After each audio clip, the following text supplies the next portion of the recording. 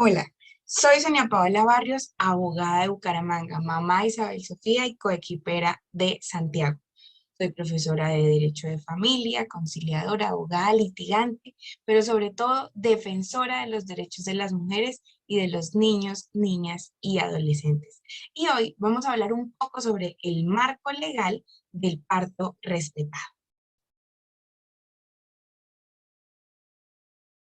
Quiero empezar recordando una frase de Michelle Oudent que a mí me ha marcado particularmente durante todo mi trabajo con mujeres gestantes y es, para cambiar el mundo, primero hay que cambiar la forma de nacer. Debemos recordar que no siempre el parto estuvo ligado a la experiencia clínica. Con la migración a las clínicas, las mujeres realmente cedimos libertad para ganar seguridad o para sentir que ganábamos seguridad.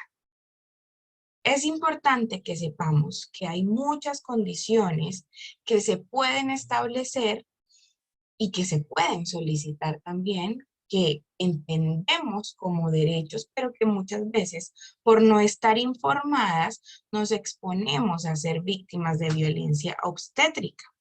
Y hay que pensar que lo que está establecido en la práctica clínica no siempre es lo que debe ser o lo que acostumbran los médicos, pues no siempre es lo que debe ser. Recordemos que antes, en el antiguo Egipto, las mujeres parían en cuclillas o sobre un banquillo que hacía mucho más cómoda la posición. En 1600, con ayuda de parteras, las mujeres daban a luz sobre una silla que ayudaba a la salida del bebé. Pero el rey Luis XIV disfrutaba ver partos de mujeres que alumbraban recostadas, así que promovió esta práctica en toda la población y esta influencia ha llegado hasta nuestros días. Lo que este rey no sabía y lo que aquellos que siguieron esta costumbre no sabían es que acostarse de espaldas prolonga el trabajo de parto y retrasa las contracciones. De esa manera es que debemos pensar, investigar, por qué lo que algunas veces la práctica médica nos quiere imponer debemos averiguar de dónde viene, ¿cierto? Si tienen un sustento realmente justificado con la evidencia. Hay dos libros que quiero recomendarles. El uno es Mamá desobediente, el cual trae en uno de sus capítulos todo lo descrito sobre la vivencia de las mujeres por esa búsqueda por obtener un parto respetado. Este libro es de Esther Vivas y hace una mirada feminista sobre la maternidad. Y el otro es Nosotras parimos, una guía para un parto respetado de Verónica Marcot. Empecemos entonces recordando que para tener una experiencia de parto segura y positiva, pues existen unos pilares. Por ejemplo, dentro de ellos se encuentra ser tratada con respeto y dignidad, estar acompañada por una persona de nuestra elección durante el parto, comunicación clara del personal del servicio de maternidad, tener estrategias adecuadas de alivio del dolor, movilidad en el trabajo de parto y, de ser posible, la elección de la postura para el parto. Y también promover y mantener el apego.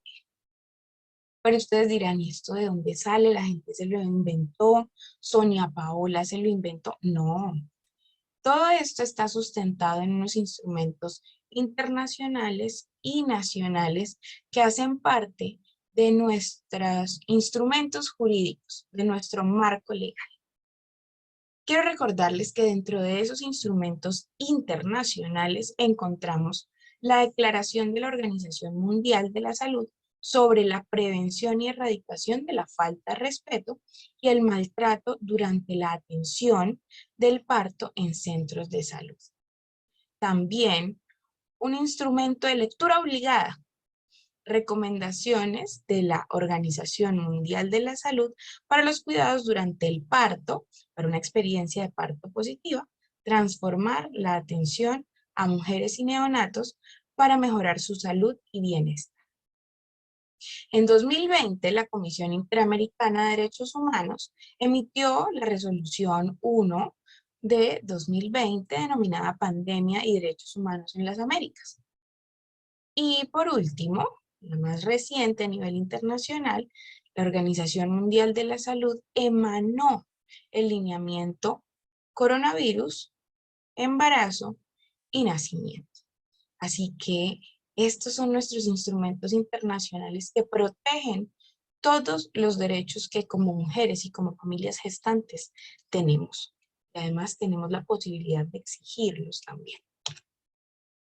Dentro de los instrumentos nacionales, la resolución número 3280 de 2018 del Ministerio de Salud y Protección Social, por medio de la cual se adoptan los lineamientos técnicos y operativos de la Ruta Integral de Atención para la Promoción y Mantenimiento de la Salud y la Ruta Integral de Atención en Salud para la Población Materno-Perinatal. Esta es una resolución que es un hito para toda la lucha por los derechos hacia un parto respetado, y es que en ella se contemplan muchas de las recomendaciones que se dan a nivel internacional para que cobije las solicitudes que como mujeres y familias gestantes le realizamos a las IPS y a las EPS. Con la llegada del COVID, el Ministerio de Salud y Protección Social emanó un documento técnico denominado Lineamientos Provisionales para la Atención en Salud de las Gestantes recién nacidos y para la lactancia materna en el contexto de la pandemia de COVID-19 en Colombia. Este es un instrumento que nos ayuda a analizar cuáles de las limitaciones que nos imponen los médicos y las IPS si están realmente permitidas por el Ministerio de Salud y Protección Social, o definitivamente cuáles son una vulneración a nuestros derechos. Estos son entonces nuestros instrumentos nacionales. Dentro de este instrumento internacional que les mencionaba, denominado Recomendaciones de la Organización Mundial de la Salud para Cuidados durante el Parto, quiero destacar esta representación esquemática del modelo de cuidados durante el parto que propone la OMS. Dentro de estos cuidados se encuentra trabajo de parto respetado y atención durante el parto. Además, que podamos contar con un apoyo emocional de un acompañante de nuestra elección. Tener comunicación efectiva por parte del personal, una comunicación real, una comunicación amable también. Las estrategias para el alivio del dolor sean farmacológicas o no farmacológicas. La vigilancia regular del trabajo de parto, no unos tactos continuos, sino cada 4 horas, como nos lo expone la OMS. La documentación de eventos, ese registro que el personal de salud ha de llevar, y ser cuidadosos con los comentarios. Recordemos que un mal comentario en un trabajo de parto simplemente puede detener la dilatación, ¿cierto? También, dentro de esos recursos que contemplamos, tenemos que está permitida la ingesta de líquido y alimentos por vía oral. Tenemos que, podemos exigir como un derecho la movilidad en el trabajo de parto y la posición de nuestra elección durante el parto, no todo en litotomía. El plan de derivación preestablecido, que nosotros pues hemos denominado esa carta de navegación para que nuestros deseos sean comunicados de manera efectiva y de manera previa. Y la continuidad de la atención, aún posterior al trabajo de parto y al nacimiento. Muchas de nuestras mujeres y familias gestantes sienten que al tener que exigir los derechos, pues se les impone una carga que con todos los malestares del embarazo no quisieran asumir, pero la lucha por los derechos se da así, de a poco, insistiendo, pasando de lo imposible a lo posible. Entonces preguntémonos cómo superamos el no por la vía jurídica. Tenemos una constitución política de Colombia y en ella se contemplan nuestros derechos fundamentales y quiero destacar de todos nuestros artículos de la Carta Magna, dos en especial, que son herramientas que nos permiten acceder por la vía jurídica a la efectividad de nuestros derechos, solicitar la garantía de nuestros derechos. Ya hemos visto que con los instrumentos internacionales tenemos un soporte, una base jurídica que nos permite hacer exigencias. Ahora, veamos cómo hacemos esas exigencias. Recordemos que tenemos en el artículo 23 de la Constitución Política de Colombia el derecho de petición. Y este derecho de petición, artículo 23, reza que toda persona tiene derecho a presentar peticiones respetuosas a las autoridades por motivo de interés general o particular y obtener una pronta resolución. En este caso, las peticiones que presentamos de manera individual puede ser para solicitar el acompañamiento durante el parto, para solicitar que se le permita el movimiento libre, para solicitar que ustedes puedan elegir la posición en la que desean parir, ¿cierto? O incluso si fuese a través de cesárea, pueden escoger que se les amarren o no las manos. Están en todo su derecho. Entonces, lo pueden hacer a través de una petición respetuosa, ¿cierto? Una solicitud cuyo encabezado especifica que ustedes están haciendo ejercicio de su derecho de petición. Y la IPS dará respuesta dentro del término establecido por la ley, que son 15 días, y por temas de pandemia, una extensión a 30 días. También tenemos otro instrumento, otra herramienta jurídica que en caso de que nos respondan que no es posible acceder a las peticiones que nosotros estamos haciendo, o en caso de que no nos respondan dentro del término determinado por la ley, pues podemos acceder a la interposición de la acción de tutela. La acción de tutela es este mecanismo contemplado en el artículo 86 que se interpone ante los jueces de tutela en cualquier momento, en cualquier lugar. Y a diferencia de las demás demandas que se interponen ante el Poder Judicial, es un mecanismo expedito. Es decir, que en el término de 10 días ya estaremos obteniendo una decisión judicial que esperamos siempre que sea amparando nuestros derechos.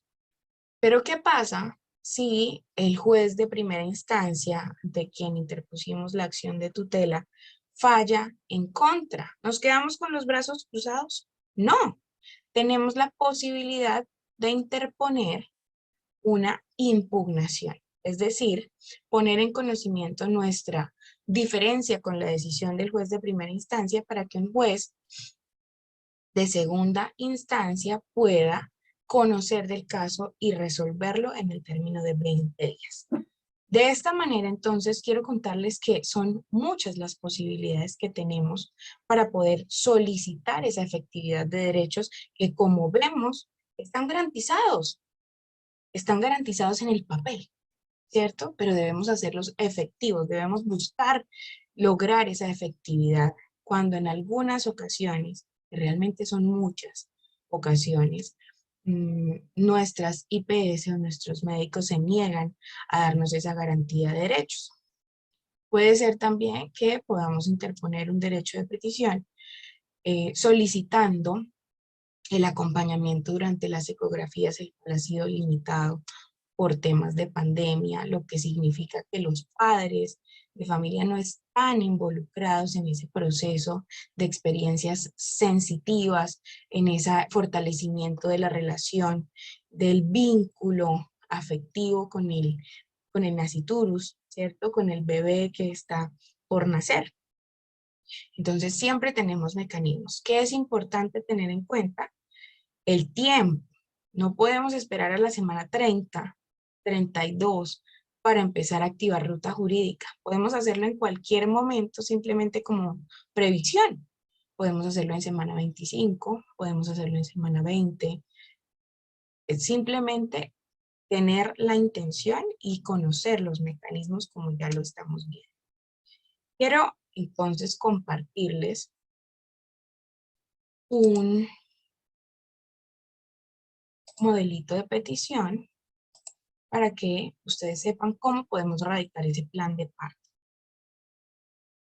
Este es nuestro plan de parto de mi cónyuge y mío, el cual radicamos ante Clínica Foscal. Es importante que tengamos entonces una identificación de a quién va dirigido en el asunto, ser muy específicos con cuál es el motivo de esta petición y especificar que es un derecho de petición para que nos den prevalencia en esa respuesta. De la identificación de las partes, especificar los hechos jurídicamente relevantes, lo que importa a la petición, los jurídicamente relevantes. Las peticiones que deben ser muy claras. Por ejemplo, en este caso, como es la erradicación de un plan de parto, pero no se tiene especificado en semana 27 si será cesárea o parto natural, pues podemos manifestar que tenemos la intención de solicitar tanto condiciones para un parto natural o inducido como para cesárea. Entonces, cuando hablamos de parto natural, ya han visto que los instrumentos internacionales y nacionales nos dan la posibilidad de hacer unas peticiones específicas. Podemos hablar de la solicitud de acompañamiento durante el parto, si queremos que estudiantes entren o no a nuestro parto, estudiantes de medicina, de posgrado y pues de pregrado, cómo queremos, si queremos contar con intimidad y cómo queremos que sea la información y la toma de decisiones, que se nos brinde pues esa evolución durante el parto y ser consultados siempre antes de cualquier intervención. También podemos especificar cuál es la analgesia que deseamos tener, sea analgesia no farmacológica, como ya hemos visto, aromaterapia, musicoterapia, masaje lumbar, utilización del TENS, estiramientos, el uso del balón de parto y manifestar nosotros que tenemos algunos elementos de estos para poder ingresarlos a la sala o a la habitación donde vamos a estar haciendo el trabajo de parto.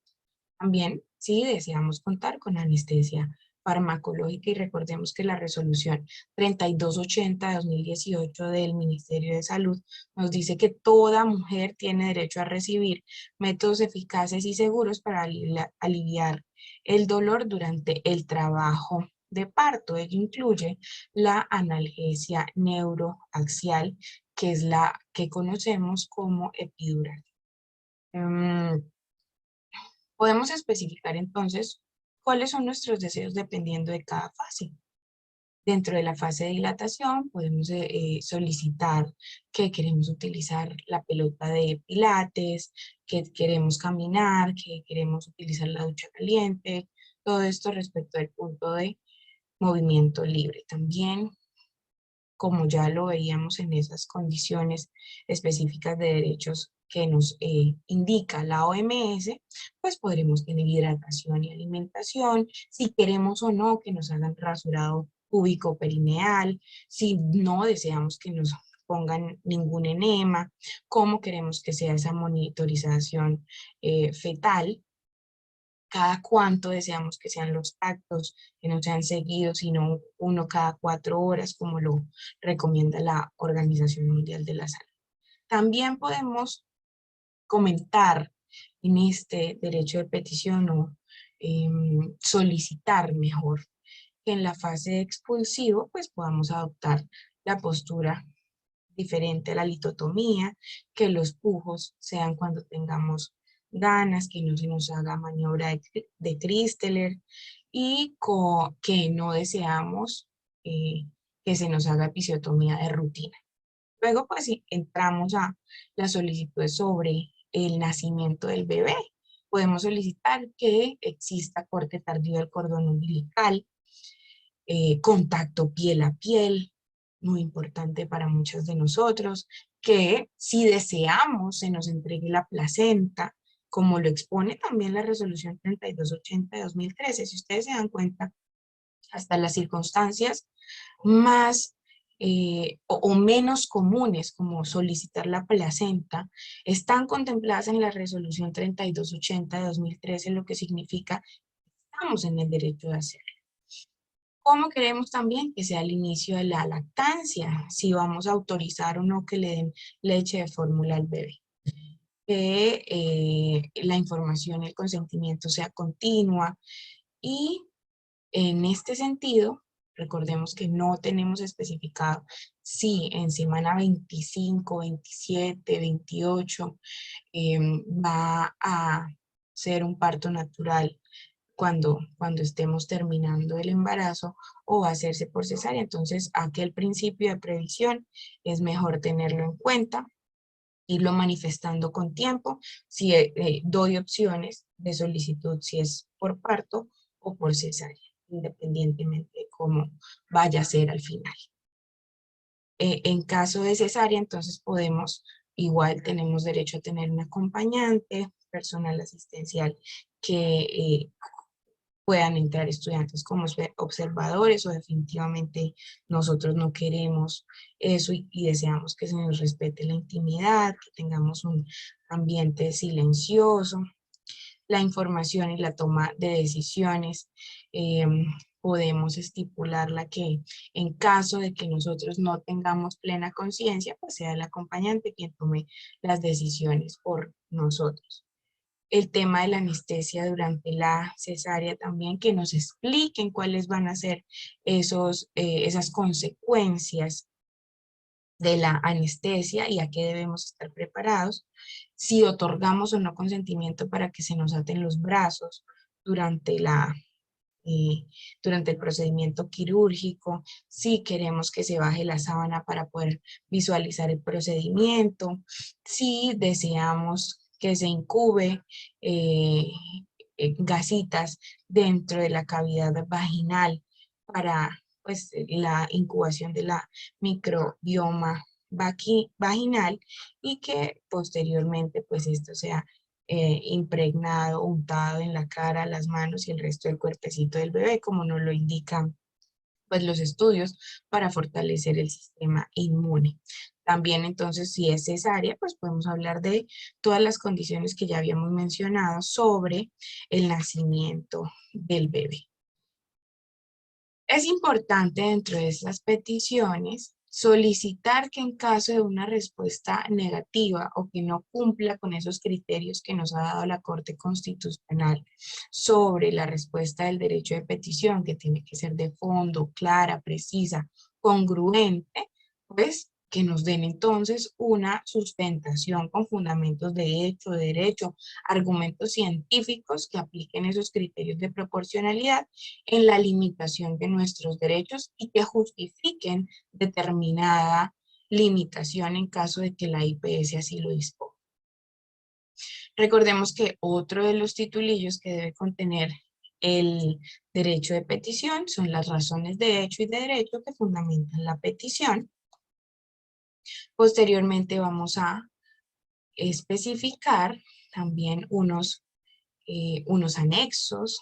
Todas estas razones de hecho y de derecho son estudios científicos, es lo que dice la OMS, es el fundamento de los instrumentos nacionales e internacionales que, como ya especificábamos, contemplan todos esos derechos que como mujeres y familias gestantes tenemos. Y por último, los anexos, que por lo general serán la cédula de ciudadanía de los solicitantes, los carnets de vacunación, de COVID en caso de que se desee solicitar acompañante y listo, las firmas, simplemente eso. De esta manera entonces podemos tener un derecho de petición sustentado y que nos permita hacer exigibles esos derechos a través de un mecanismo jurídico. Recuerden que si este derecho de petición es contestado de manera negativa, entonces tendremos la posibilidad de interponer una acción de tutela, ¿cierto? Tenemos la experiencia que muchas acciones de tutela resultan favorables con fallos que amparan los derechos de las mujeres y como hay una decisión judicial, pues las IPS deben aceptar el cumplimiento y la garantía de nuestros derechos. De esta manera entonces termino. Muchísimas gracias por estar presentes. Recuerden que si desean asesoría adicional sobre el tema o tienen algunas dudas, podemos resolverlas dándonos a través del correo abg.soniapaolabarrios@gmail.com. Si quieren descargar modelito de petición como el que acabamos de estudiar, pueden obtenerlos gratis en el link de mi biografía en Instagram en @soniapaola. Muchísimas gracias por haber estado atenta y estoy muy pendiente de lo que ustedes necesiten en esta lucha por nuestros derechos como mujeres y familias gestantes.